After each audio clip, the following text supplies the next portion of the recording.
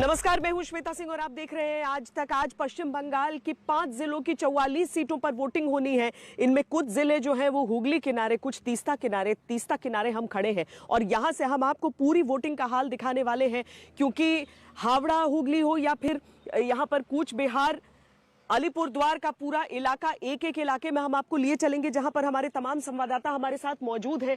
ये इलाके को आप देखेंगे तो आप समझेंगे बंगाल के वो तमाम मुद्दे, चाहे लोगों के आम जनजीवन से लेकर उस विकास का मुद्दा हो जिसमें ये ब्रिज भी ताजा उसका उदाहरण हो जाता है। किस तरीके से एक छोर पर हम देखें तो सिलीगुड़ी, दूसरी ओर देखें तो वहां पर कूच बिहार, और सिलीगुड़ी से यह भी याद आता है कि आज ही प्रधानमंत्री नरेंद्र मोदी रैली करने वाले हैं और एक बार शायद फिर मुमकिन है कि ममता बनर्जी इस मुद्दे को उठा दें कि चुनाव के दिन वो क्यों पास पड़ोस के जिलों में रैलियां करते हैं, लेकिन वहां पर भी तैयारियां पूरी हो चुकी हैं। दूसरी तरफ चुनाव का, मतदान का 1 घंटा अभी तक पूरा हो चुका है और आपको कूच बिहार की खबर दे देते हैं। कूच बिहार से खबर यह आ रही है कि वहां जो टीएमसी कैंडिडेट हैं उनकी तरफ से शिकायत की गई है। शिकायत ये की गई है कि टीएमसी के जो एजेंट हैं उन्हें पोलिंग बूथ पर भीतर नहीं घुसने दिया जा रहा है। कूच बिहार में कल भी टीएमसी की ओर से शिकायत आई थी कि उनके कैंडिडेट पर हमला किया गया है और अब ये बात कही जा रही है कि आज जब मतदान की शुरुआत हुई है तो वहां पर पोलिंग एजेंट को घुसने नहीं दिया गया है। हम अलग अलग इलाकों में आपको लिए चलेंगे और आपको साथ में हम ये भी बता दें कि आज जिन इलाकों में वोटिंग हो रही है वहां पर फिल्म स्टार्स जैसे सेलिब्रिटीज, क्रिकेटर्स सब आज चुनाव मैदान में है। तो सिंगूर जैसे इलाके में भी आज, सिंगूर सीट पर भी आज मतदान होगा, जिसे आंदोलन की, जिसे ममता बनर्जी के उदय की पृष्ठभूमि कहा जाता है। तो ये सारी चीजें, इन सारी सीटों पर हम आपको आज ले चलने वाले हैं।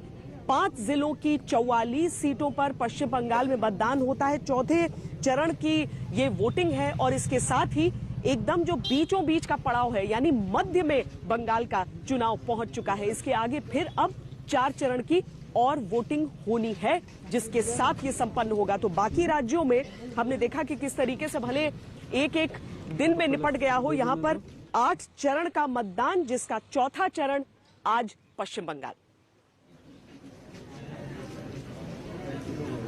सिंगूर चलते हैं आपको लेकर, जहां से मौसमी सिंह हमारे साथ इस समय जुड़ रही हैं। कूच बिहार में हमारे साथ रोहित सिंह जुड़े हुए हैं। रोहित, पहले बताइए कूच बिहार में क्या हुआ है? टीएमसी की तरफ से हर बार हम इस बार देख रहे हैं कि जब जब मतदान की शुरुआत होती है तो एक न एक ऐसी शिकायत आ जाती है। इस समय उस पोलिंग बूथ पर, खासकर जिसको लेकर ये प्रोटेस्ट दर्ज किया है टीएमसी ने, वहां पर क्या स्थिति है?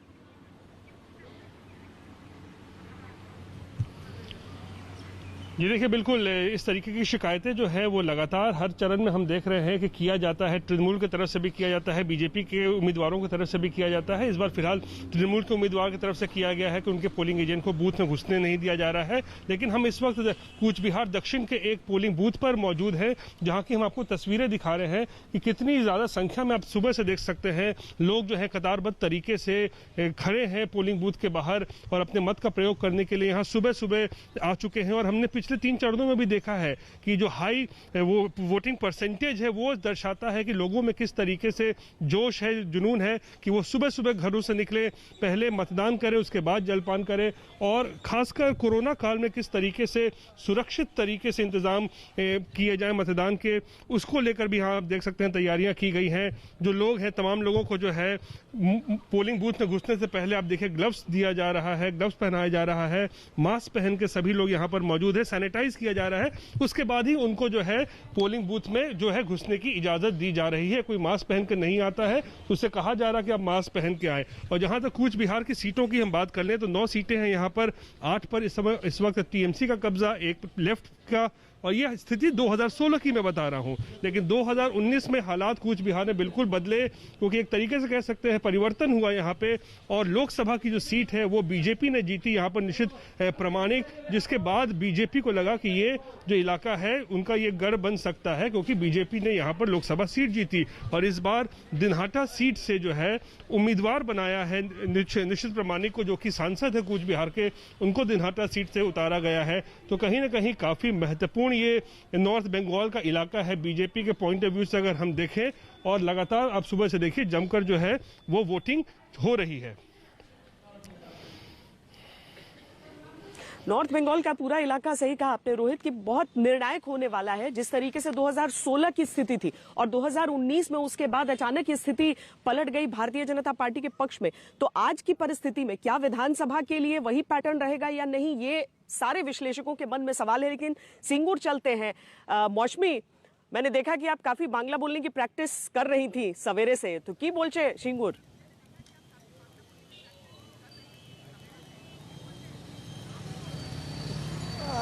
भालो बोलचे श्वेता, भालो बोलचे। उम्मीद करते हैं कि वो सही है, पर बहुत दिलचस्प है। देखिए सिंगूर में मैंने कुछ बांग्ला बोलने की कोशिश इसलिए भी की क्योंकि जो संदेश और यहाँ की जो मिठास है वो कहीं ना कहीं यहाँ की भाषा में घुली हुई है। और यहाँ के वोटर जो है उनका अपना एक मिजाज और मूड है। देश के कोने कोने के वोटर जो हैं अलग अलग तरीके से जुदा होते हैं, पर यहाँ पे एक जोश हमें ज़रूर नज़र आया है श्वेता। और सिंगूर की अगर बात करें तो कहीं ना कहीं सिंगूर इस पूरे जो चौथे चरण के चुनाव में सिंगूर पर नजरें ज़रूर रहेंगी लोगों की, क्योंकि सिंगूर ममता बनर्जी के लिए नाक का सवाल है, नाक और साख का सवाल है। और विडंबना ये है कि जब नैनो को यहाँ से बोरिया बिस्तरा बटोर के जाना पड़ा था तो गुजरात में तत्कालीन मुख्यमंत्री नरेंद्र मोदी ने फैक्ट्री खुलवाई थी। और आज उन्हीं की पार्टी चुनौती दे रही है तृणमूल कांग्रेस को, क्योंकि 13-14 साल में बहुत कुछ बदला है, लोगों का देखने और सोचने का नजरिया बदला है।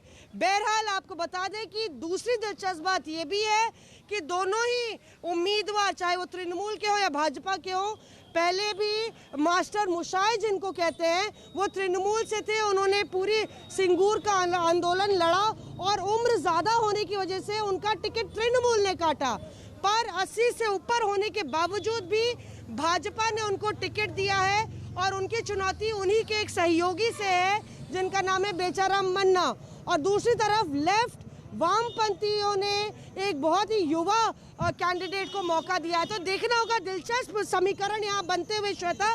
बहरहाल आपको दिखाते हैं तस्वीर जो हमारे वोटर, देखिए आप किस तरह से यहाँ पे जागरूक, सजग और लाइन में खड़े हुए हैं। ये जो बूथ है वो एक गर्ल्स हाई स्कूल है और यहाँ पे महिला सशक्तिकरण की हुंकार बंगाल की सरजमीन में देखने को मिल रही है श्वेता। आपने वहाँ भी देखा होगा कि किस तरह से महिलाएं बढ़ चढ़ के वोटिंग में हिस्सा ले रही हैं। पुरुष की लाइन छोटी है महिलाओं की लाइन से, और वो ये भी है, इसलिए भी है कि सुबह सुबह तड़के ही सब अपना वोट डालने के लिए बाहर निकल रहे हैं। पर बहरहाल सिंगूर बहुत कुछ जो है, सिंगूर के नतीजे बहुत कुछ बयां करेंगे। कहीं ना कहीं क्या बदलाव की बयार बह रही है या नहीं, ये भी सिंगूर के नतीजे तय कर सकते हैं श्वेता।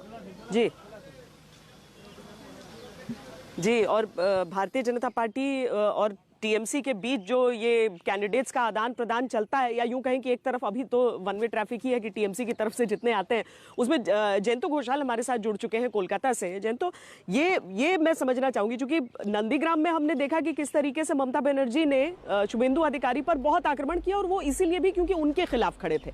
लेकिन जब वो सिंगूर जाती थी तो उसी बीजेपी के कैंडिडेट के लिए जो टीएमसी छोड़कर वहां पर गए थे उनके बारे में कभी कुछ बुरा नहीं बोलती थी। यहां तक कि ये भी अच्छा बोलती थी कि अगर ये नहीं होते तो मैं नंदीग्राम नहीं, मैं सिंगूर से चुनाव लड़ रही होती। ये क्या कहता है? ये उनकी स्ट्रैटेजी कहती है, या फिर वो ये समझती हैं कि सिंगूर और नंदीग्राम उनकी दो भूमियां हैं, उनके आंदोलन की शुरुआत की दो जमीन है, और वो दोनों से वो संदेश देना चाहती है कि आज भी उस हिसाब से, विचारों के हिसाब से जुड़ी हुई?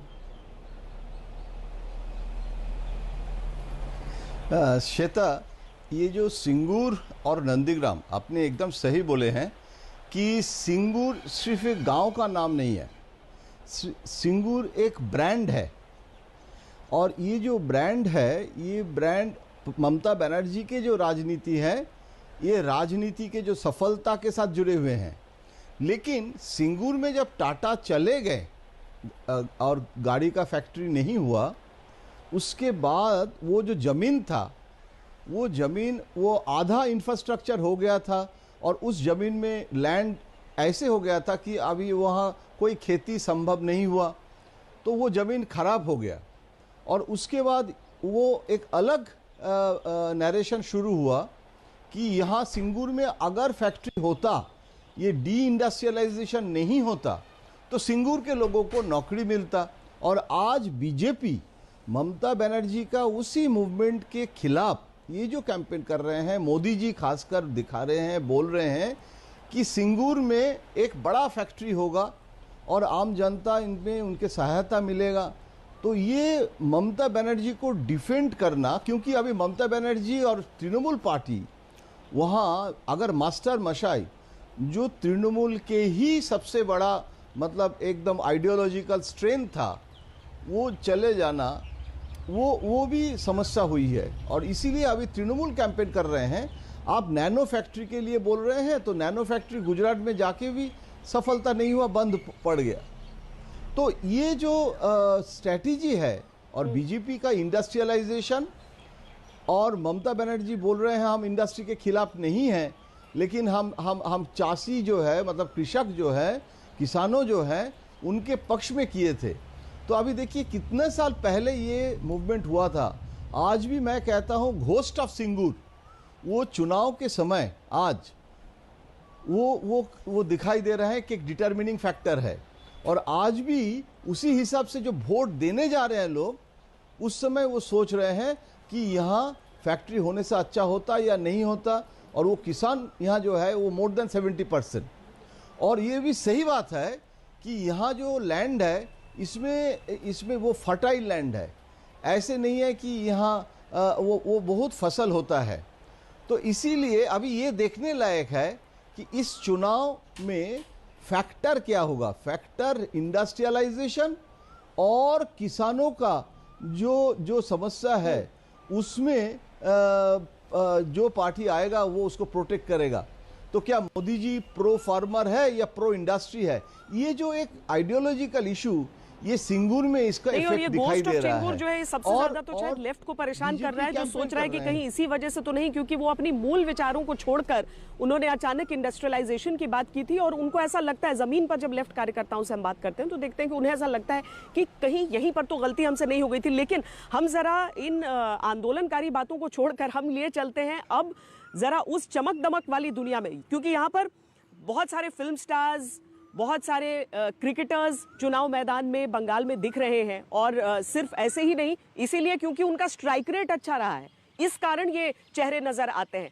इसी में है बाबुल सुप्रियो, हालांकि केंद्रीय मंत्री हैं, सांसद हैं, लेकिन चुनाव लड़ रहे हैं अपने आसनसोल वाले क्षेत्र से नहीं बल्कि टॉलीगंज से। अब वहां से वो मतदान के दिन क्या कह रहे हैं आपको सुनाते हैं। हमारे साथ इस वक्त बीजेपी के कैंडिडेट टालीगंज से बाबुल सुप्रियो हैं। आप एमपी यूनियन मिनिस्टर से अब एमएलए की लड़ाई में आ गए हैं, कितना कॉन्फिडेंट फील कर रहे हैं? 3 टर्म के एमएलए आपके सामने खड़े हैं। कोई फर्क नहीं पड़ता है, तीन टर्म मिलने के बाद आपने अपने इलाके के लिए क्या किया। और पिछले 10 साल ममता दीदी के राइट हैंड और one of the most powerful मंत्री जो पब्लिक वर्क्स डिपार्टमेंट देखते थे और कई सारे मंत्रक संभालने के साथ साथ उसने अपने इलाके को, उस इलाका में क्या किया और क्या नहीं किया, इसका आप रिपोर्ट कार्ड देखेंगे तो आप हैरान हो जाएंगे। कोई मंत्री अपने इलाके को सिंडिकेट, तोलाबाजी, इलीगल प्रमोशन, हर गली गली में अलग अलग नाम की गुंडा पालना, हफ्तेबाजी, ये सब आप जब तक टॉलीगंज को नहीं देखेंगे, टॉलीगंज को बदनाम करके रख दिया ये जो है, जो आरोप विश्वास मेरे जो खिलाफ है और उनके भाई और जो उनके टीम पूरे हैं। और जबकि टॉलीगंज जो है हमारा पूरी दुनिया में बंगाली के लिए एक स्पेशल जगह है। ये उत्तम कुमार का टॉलीगंज है, ये सुचित्रा सेन का टॉलीगंज है, सत्यजीत राय, ऋतुपर्णा घोष, आप किसी को भी बोल दीजिए।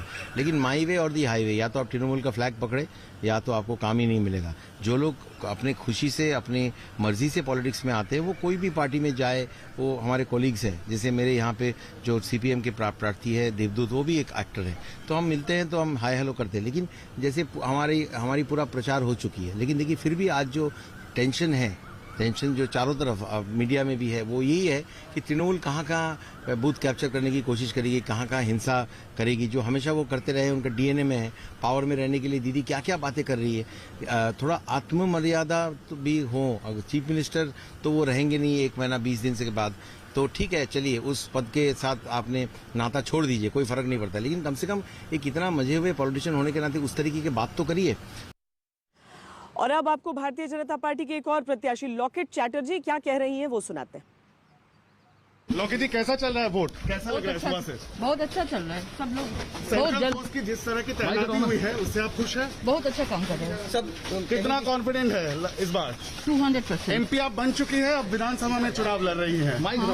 आसान है लड़ाई? देखिए सब लड़ाई कठिन होता है, चैलेंजिंग होता है, सब अच्छा है। लौकी जी कैसा चल रहा है वोट? कैसा लग रहा है सुबह से? बहुत अच्छा चल रहा है, सब लोग बहुत सेंट्रल जल्द फोर्स की जिस तरह की तैनाती हुई है उससे आप खुश हैं? बहुत अच्छा काम कर रहे हैं सब। कितना कॉन्फिडेंट है इस बार?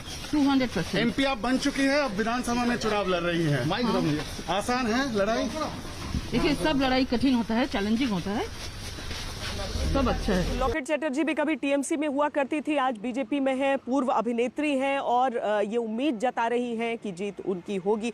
बहरहाल वैशाली डालमिया जो कि एक समय पर बीसीसीआई के प्रेसिडेंट हुआ करते थे, जगमोहन डालमिया, उनकी बेटी है, वो भी चुनाव मैदान में है, उनकी बात को भी सुनते हैं।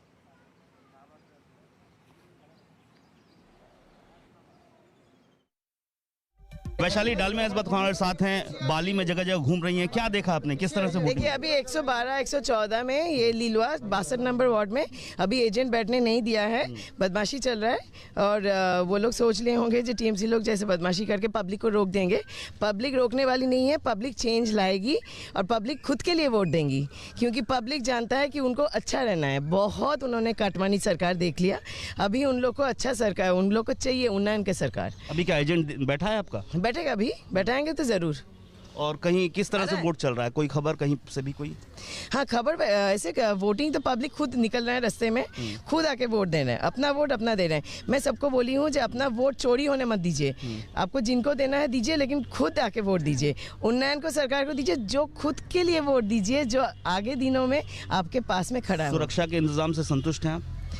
सुरक्षा भी अभी तो मैं सुबह अभी तो ठीक ही लग रहा है, देखती हूँ मैं आगे, अभी तो जो स्टार्टिंग हुआ है, देखती हूँ। आपका वोट भी है आज? हाँ मेरा वोट है। आपने ट्रांसफर करवा लिया है? हाँ मेरा बहुत दिन यहाँ पे है। आप आज वोट भी डालेंगे? हाँ मैं डालूंगी। वैशाली डालमिया ने कोलकाता से हावड़ा अपना वोट भी ट्रांसफ़र करा लिया है, जगह जगह वो हावड़ा में घूम रही हैं। इस बूथ में आई थी, यहाँ पर उनके एजेंट नहीं है, बैठाने की कोशिश हो रही है यहाँ पर एजेंट। हालांकि बाकी जगहों पर उन्होंने संतुष्टि दिखाई है, कहा कि जिस तरह से चल रहा है लोग स्वतःस्फूर्त बाहर निकले हैं। कैमरामैन तापस बेरी के साथ अनुपम मिश्र, आज तक, हावड़ा। एक छोटे से ब्रेक के लिए रुक रहे हैं, आप देखते रहिए आज तक।